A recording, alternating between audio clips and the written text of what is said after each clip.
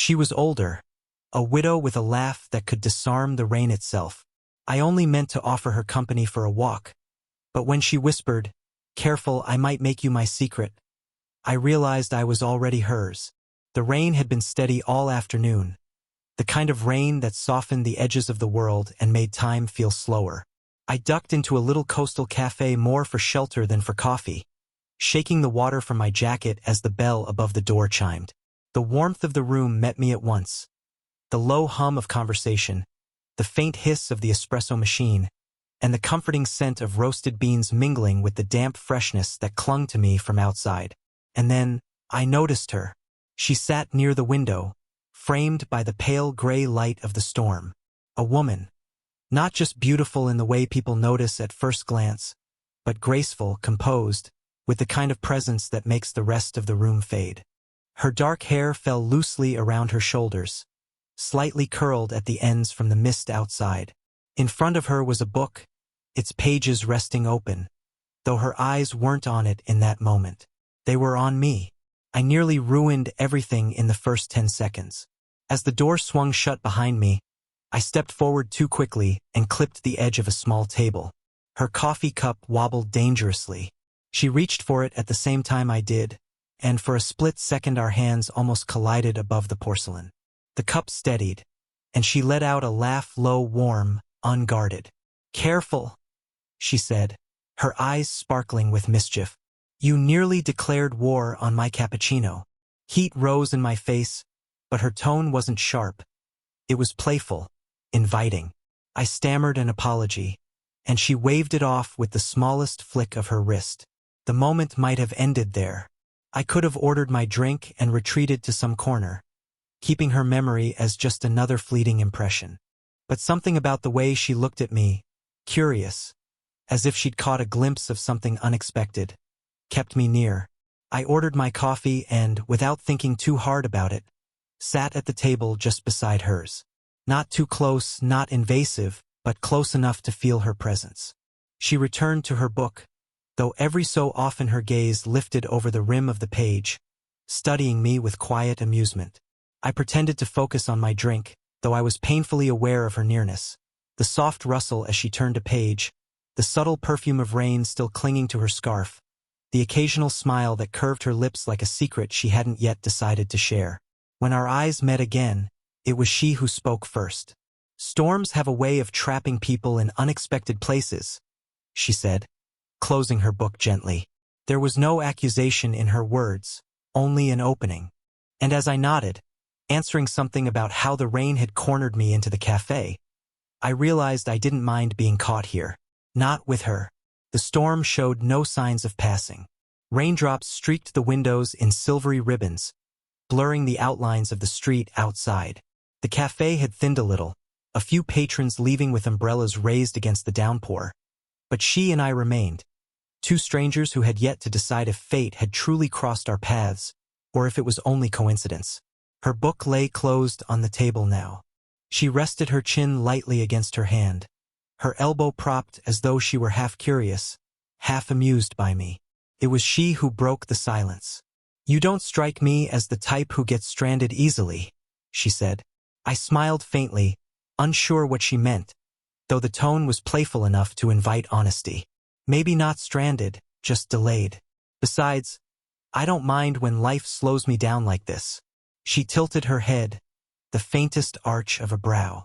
"That's unusual. Most men your age are in a rush to get somewhere." There it was, the subtle acknowledgement of the years between us. Not as judgment, not even as distance, but as an observation. I felt the weight of it, though her eyes softened almost immediately, as if to reassure me that she hadn't meant it harshly. I asked about her book, and the question seemed to open something in her. She smiled, looking down at the cover as though it were an old friend. "It's nothing serious, a collection of essays.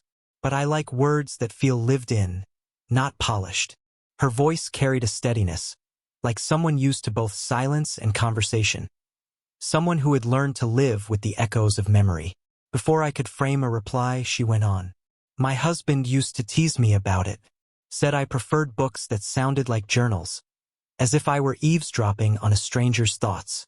The word husband hung in the air for a moment, fragile but unflinching. I didn't press, didn't ask, but something in my expression must have told her I wasn't recoiling. Her eyes lowered, fingers absently tracing the rim of her cup. He passed 3 years ago, she added quietly. There was no tremor in her voice, only the gentleness of a truth long carried. I listened. That was all I could do. My chest tightened. Not in pity, but in recognition of the courage it took to say it without hiding behind rehearsed phrases. She wasn't telling me to gain sympathy. She was telling me because something in this moment, in me, made her believe it was safe. I'm sorry, I said, and I meant it in the truest way. She looked back at me then, and there was a flicker of something, relief, maybe, or gratitude. Don't be. He was a good man. And life doesn't stop simply because we want it to. Her words lingered between us, heavy yet strangely freeing. I found myself leaning forward slightly, not out of duty, but out of genuine interest, wanting to know more, to understand the pieces of her that she didn't often share. We sat like that, 2 cups cooling on the table, the storm softening into a gentle drizzle. And though I barely knew her name, I felt as if she had already given me a piece of herself no one else in this café had ever seen. By the time the rain eased, the café felt almost too quiet, as though it wanted us to linger a little longer before parting. She slipped her book into her bag with practiced grace, then reached for her scarf, shaking the faintest mist of rain from it before looping it around her shoulders. I should be heading back, she said, though her voice lacked urgency. I hesitated. Something in me didn't want this afternoon to end with nothing more than a polite goodbye. I could feel the pull of it, the subtle, unspoken wish to stretch this moment just a little further. Would you like me to walk you home? I asked, the words tumbling out before I had time to rehearse them. Her eyes lifted to mine, steady and searching. For a second I thought she might refuse. But then her lips curved into a slow, knowing smile and she nodded. If you don't mind walking in the drizzle. We stepped outside together. The rain had softened to a fine mist, the street glistening under the glow of lamplight. The air was cool, carrying the clean scent of wet pavement and salt from the sea beyond the town. I matched my stride with hers, careful not to crowd, though the closeness was enough to make me aware of her in every detail. The sway of her scarf against her coat, the faint sound of her heels tapping softly against the slick ground, the rhythm of her breathing beside me. For a while we walked in silence, comfortable, unhurried. I felt the urge to fill the air with words, but something about her presence made silence feel meaningful rather than empty. It was she who finally broke it. With a small laugh, light as the mist around us, she tilted her head and said, "Careful, I might make you my secret." The words caught me off guard. Playful, teasing, yet wrapped in something deeper. I turned to look at her, trying to read her expression. She met my gaze with a glimmer in her eyes, daring me to either laugh it off or take it seriously. A dozen replies rushed to the tip of my tongue, but none seemed right. Instead, I smiled, not because I didn't know what else to do, but because in that instant, I felt the truth of what she said. Even if I walked away right then, she would already be my secret. Her hand brushed lightly against my sleeve as we stepped around a puddle. It could have been accidental, but the warmth of that brief touch sent a ripple of awareness through me, sharper than the cool drizzle clinging to my skin. She didn't pull away quickly. She let the moment linger, then tucked her hand back into her coat pocket as though nothing had happened. But the laughter still danced in her voice when she spoke again, softer this time. You should be careful what kind of women you keep company with on rainy nights. I didn't answer right away. I was too caught between the echo of her words and the steady rhythm of her footsteps beside mine. All I knew was that what began as a chance encounter in a café was shifting into something far more dangerous, and far more irresistible. It became a quiet rhythm between us. Not planned, not spoken about, but understood. That somehow we would find each other again. Some days I'd wander into the café, half hoping, half doubting she'd be there. Other times, I'd catch her walking along the shore road at dusk, scarf tugged close against the breeze, her expression softened by thought. and each time, whether by accident or design, we ended up walking together. She began to show me places she said she rarely shared. A hidden garden tucked behind a wrought iron gate where roses bloomed even in the autumn chill. A narrow path along the cliffs where the sea spread out like endless glass, waves folding against the rocks below. These weren't tourist places or the kind you'd stumble on without someone leading you. They felt personal, as though each one was a page from a private book she was letting me read. One afternoon, we sat on a bench in that garden, the air cool and sharp with the smell of earth after rain. A breeze stirred the leaves above us, carrying the faint rustle of branches. She leaned back, her eyes half closed, breathing in the calm. "It's peaceful here," I said quietly. "It is," she agreed. "Sometimes too peaceful. Silence can be comforting, but it can also remind you of who isn't here anymore." Her words hung in the air, neither bitter nor heavy, simply honest. I didn't push, didn't try to fill the silence with comfort. Instead, I let my shoulder rest slightly closer to hers, a wordless way of saying she wasn't alone in this moment. Her head turned just enough that her hair brushed against my arm. She didn't move away, and neither did I.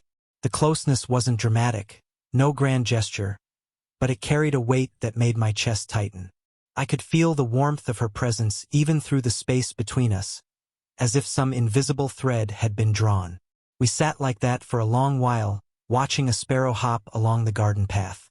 At one point, a leaf drifted down from the tree above us, landing on her lap. She laughed softly and flicked it away, the sound so unguarded it pulled a smile from me without effort. I realized then how natural it had become, being with her. Conversation flowed easily, but so did silence. She didn't demand I prove myself, didn't expect me to perform some version of manhood I wasn't.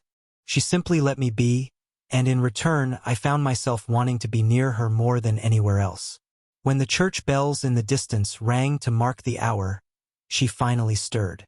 "We should head back," she said, though her tone suggested she could have stayed longer. As we rose, her hand brushed against mine in the small act of balancing herself. Just a second, maybe less, but the warmth of that fleeting touch lingered long after she let go. And for the first time I wondered if she felt it too. That invisible thread, pulling us nearer no matter how carefully we tried to resist. It was evening when the first crack in our rhythm appeared. We had spent the day walking along the edge of town, past narrow streets lit with golden lamps, until we found ourselves in a quiet little wine bar she favored. The air inside was low-lit and hushed, with shelves of bottles gleaming like stained glass in the dimness. We sat across from each other, a single candle between us, its flame bending whenever the door opened.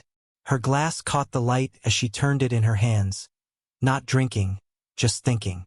I'd grown used to her silences. They were never empty, always filled with meaning. But this one felt heavier. "You do realize people talk," she said finally, her voice steady but low. I blinked, caught off guard. "About what?" Her eyes lifted to mine, clear, calm, but carrying a guarded weight. "About what they see. A woman my age walking around with a man your age. They'll make their own stories, even if we don't give them one." Her words stung more than I wanted to admit. Not because they were harsh, but because they were true. I could picture it. The glances, the whispers, the quiet assumptions that follow like shadows. But what hurt wasn't the idea of being judged. It was the distance I heard in her tone, the suggestion that she might care more about the outside voices than the closeness we had built. I leaned forward, fingers curling loosely around my glass. "And what if I don't care what they say?" She exhaled softly, almost a laugh, though it wasn't born of humor. "You're young enough to believe that, but it isn't so simple." I wanted to argue, to insist that she was wrong. But as I looked at her, the faint lines at the corners of her eyes, the quiet poise of someone who had weathered storms I hadn't yet faced, I understood what she meant. She had lived long enough to know the weight of judgment, to carry it, to be bruised by it. Silence settled again. Her hand tightened faintly around the stem of her glass, the candlelight catching the silver ring she still wore. I felt a sharp ache in my chest, not of jealousy, but of respect. She wasn't pushing me away lightly. She was protecting herself, perhaps even protecting me. Slowly, I reached across the table. My hand covered hers, warm against the cool glass she held. For a heartbeat, she froze. Then her shoulders eased. And though she didn't look at me, she didn't pull away either. "I can't promise I know how this should look," I said quietly. "But I know how it feels. And I don't want to pretend it doesn't matter to me." Her eyes lifted then, glistening in the candlelight. A war played out in that gaze, the instinct to retreat and the desire to lean closer. She gave no answer, only held my hand in return, her fingers trembling faintly against mine. That night, as we walked home beneath the hush of the stars, the space between us felt both fragile and electric, as if one word, one step, could either break us apart or draw us irreversibly together. The night was clear, the storm long gone. The air carried the cool sharpness of salt from the sea, and above us the stars spilled across the sky in quiet brilliance. We walked side by side along the narrow road that curved toward her home, neither of us in any hurry to arrive. The silence between us wasn't the same as before. It wasn't easy or light. It was thick, charged, filled with everything we hadn't said at the wine bar. Her words about judgment still echoed in me, and yet so did the way her hand had lingered in mine. She walked with her scarf drawn close, her steps slow and deliberate. I could sense her thoughts turning inward, the small shifts in her breathing, the way her gaze stayed fixed on the path instead of the sky. I wanted to ask what she was thinking. I wanted to say something, anything, to close the gap I felt pressing between us. But the truth was, I didn't trust words. Not tonight. When we reached the gate to her house, we stopped. The light from the porch spilled over us in a pale, golden wash. She rested her hand on the iron latch but didn't open it. Instead, she turned toward me. For a long moment, neither of us spoke. Her face was calm, unreadable, though her eyes told a different story. They lingered on me as if searching for something: reassurance, courage, maybe even permission to feel what she was already feeling. I swallowed hard, my throat suddenly dry. The word barely escaped me before dissolving into silence. She tilted her head, and then, slowly, she reached up. Her fingers brushed lightly across my forehead, smoothing back a stray strand of hair the breeze had unsettled. It was such a simple gesture, but the tenderness in it nearly unraveled me. Her hand lingered longer than necessary, the pads of her fingers grazing my temple, her thumb resting for a heartbeat against my cheek. The warmth of her skin against mine seemed to echo through my chest, quickening the rhythm of my heartbeat. I didn't move, didn't breathe, afraid that if I broke the stillness, the moment would vanish. My eyes locked on hers, and for the first time, I saw not just strength, not just composure, but vulnerability. Raw, unguarded, and achingly human. Her lips parted, as if to speak, but no words came. Instead, she let her hand fall back slowly, her gaze dropping to the ground. The silence between us was louder than any confession could have been. It was an answer in itself, not rejection, not surrender, but the recognition of a bond neither of us could deny. When she finally whispered goodnight, her voice trembled with the weight of everything left unsaid. I nodded, unable to trust my own voice, and watched as she slipped through the gate. The click of the latch echoed like a heartbeat in the stillness. And as I turned to walk away, I knew that whatever this was, whatever we were becoming, words would never fully contain it.